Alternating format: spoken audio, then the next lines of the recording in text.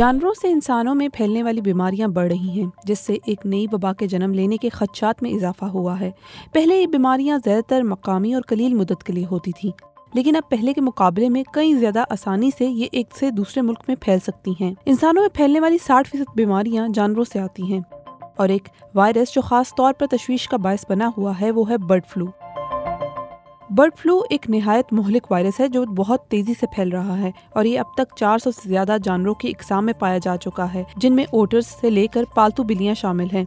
America में माहिरीन खबरदार कर रहे हैं कि ये वायरस अगली आलमी वबा बन सकता है। अब तक अमेरिका की तमाम 50 रियासतों में जानवरों में इसके केसेस सामने आ चुके हैं। मई के वस्त तक अमेरिका में इंसानों में कम से कम इसके 70 केसेस रिपोर्ट हुए, जिनमें से एक शख्स की मौत भी वाक़ई हुई।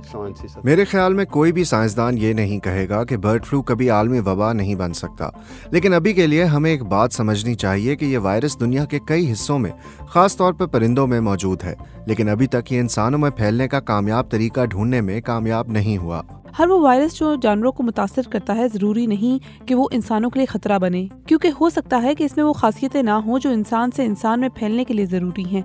फिलहाल बर्ड फ्लू सिर्फ किसी मुतासरा जानवर से लग सकता है, लेकिन ये एक इंसान से दूसरे इंसान को मुंतकिल नहीं होता। ये बीमारी अब ऑस्ट्रेलेशिया के अलावा हर बड़े आज़म में फैल चुकी है, यहाँ तक के एंटार्क्टिका में भी।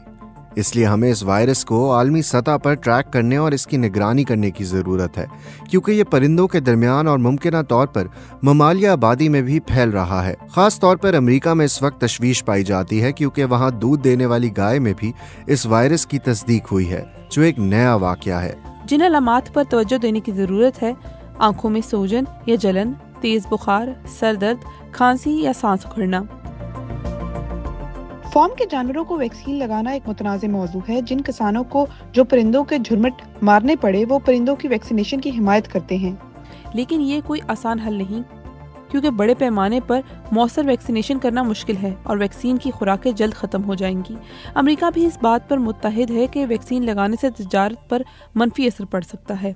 अमेरिका समेत बहुत से ममालिक खामोशी से लाखों वैक्सीन जमा कर रहे हैं, जो इंसानों को वबा के इब्तदाई मराहिल में कुछ हद तक कुव्वत मुदाफ़त फराहम कर सकें, लेकिन माहिरीन खबरदार करते हैं कि बड़े पैमाने पर वैक्सीन बनाने में महीने लग सकते हैं।